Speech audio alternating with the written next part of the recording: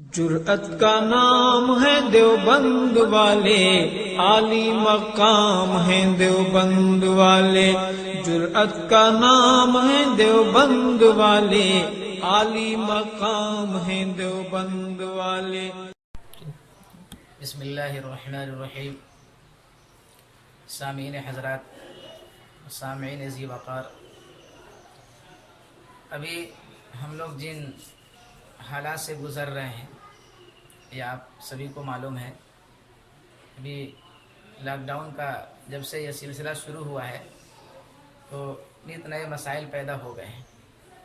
آپ کے بھی ذہن میں بہت ساری باتیں کھٹکتے ہوں گی، اگر آپ نہیں آ پاتے ہوں گے یا کسی مصروفیت سے آپ علماء کرام کے پاس نہیں جا پا رہے ہوں گے، اس لیے ہم چاہتے ہیں کہ کچھ مسائل آپ کی خدمت میں عرض کر دیا جائے۔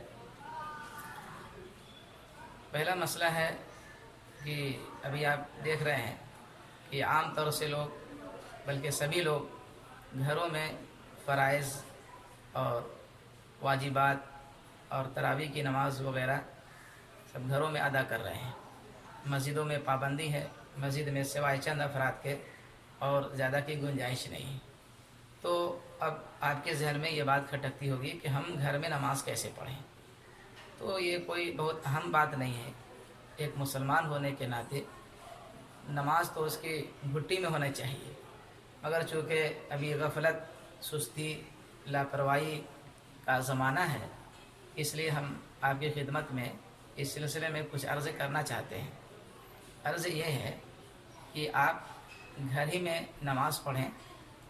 اب گھر میں نماز پڑھنے کی دو صورت ہے۔ ایک صورت تو یہ ہے کہ آپ تنہا نماز پڑھیں، دوسری صورت یہ ہے کہ گھر کے افراد مع اہل و عیال کے آپ جماعت کر لیں۔ اگر تنہا نماز پڑھتے ہیں تو اس کی بھی گنجائش ہے۔ تنہا نماز پڑھنے کا طریقہ یہ ہے کہ سب سے پہلے آپ باوضو ہو جائیں، وضو بنا لیں۔ وضو بنانے کے بعد مصلی بچھا کر کے قبلہ رو کھڑے ہو اور اس کے بعد جو نماز پڑھ رہے ہیں اس نماز کی نیت کر لیں۔ مثلا ظہر کی نماز پڑھ رہے ہیں تو ظہر کے سلسلے میں یہ دل میں خیال کر لیں کہ ہم ظہر کی 4 رکعت فرض نماز پڑھ رہے ہیں۔ سنت موقدہ پڑھ رہے ہوں تو یہ ذہن میں بیٹھا لیں کہ ہم 4 رکعت نماز سنت موقدہ ادا کر رہے ہیں ظہر کے وقت۔ اس طرح سے آپ نیت کر لیں۔ یہ نیت کا بہت آسان طریقہ ہے۔ نیت کر لیں۔ نیت کرنے کے بعد آپ اللہ اکبر کہہ کر کے ہاتھ باندھیں۔ ہاتھ باندھنے کے بعد آپ پہلے ثنا پڑھیں۔ اگر ثنا یاد نہیں ہے تو کوئی مشکل نہیں ہے، تھوڑا سا وقت نکال کر کے اسے یاد کر لیں۔ سبحانک اللہم و بحمدک و تبارک اسمک و تعالی جدک و لا الہ غیرک۔ اس کے بعد پھر اعوذ باللہ بسم اللہ پڑھ کر کے پھر سورہ فاتحہ پڑھ لیں، جسے الحمدللہ رب العالمین کہتے ہیں والضالین تک۔ اس کے بعد پھر کوئی جو بھی سورہ آپ کو یاد ہو، انا اعطینا یا قل هو اللہ، جو بھی سورہ یاد ہو، اگر نہ یاد ہو تو تھوڑا سا وقت نکال کر کے یاد کر لیں۔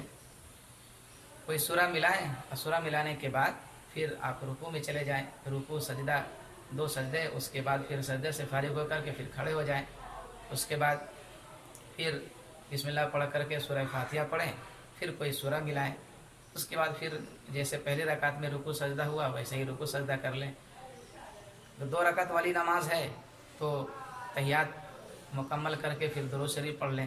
درود شریف پڑھنے کے بعد جو اور دعائیں اگر معصورہ یاد ہے تو ٹھیک ہے، اور اگر نہیں تو سلام پھیر دیں۔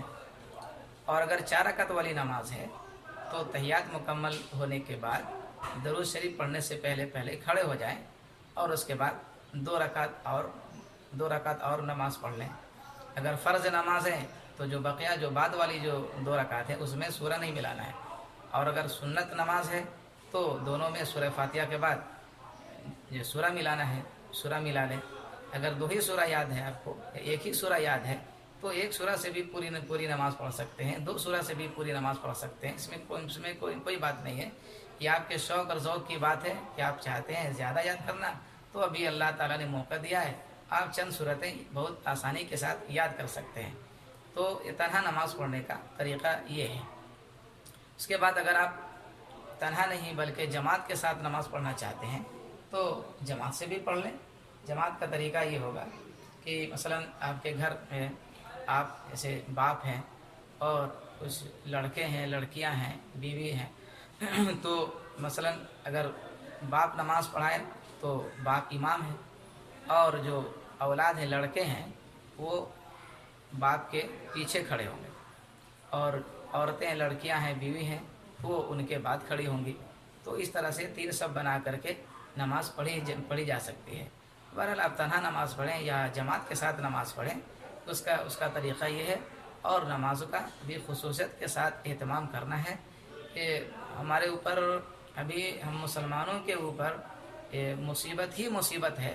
इसलिए अल्लाह तबारक व तआला से नमाज़ पढ़ के, तरावी पढ़ के दुआ करना है और दुआ में खूब गिड़गिड़ाना है कि अल्लाह तबारक व तआला हमारी हालात को दुरुस्त कर दें, पूरी दुनिया से इस वबा को, इस मुसीबत को ख़त्म कर दें, ताकि लॉकडाउन का सिलसिला भी ख़त्म हो जाए और जिसकी वजह से हम मस्जिद आने से महरूम हैं, अल्लाह तबारक व तआला कोई ऐसी सूरत निकाल दे कि हम मस्जिद में जाने के लायक हो जाएं।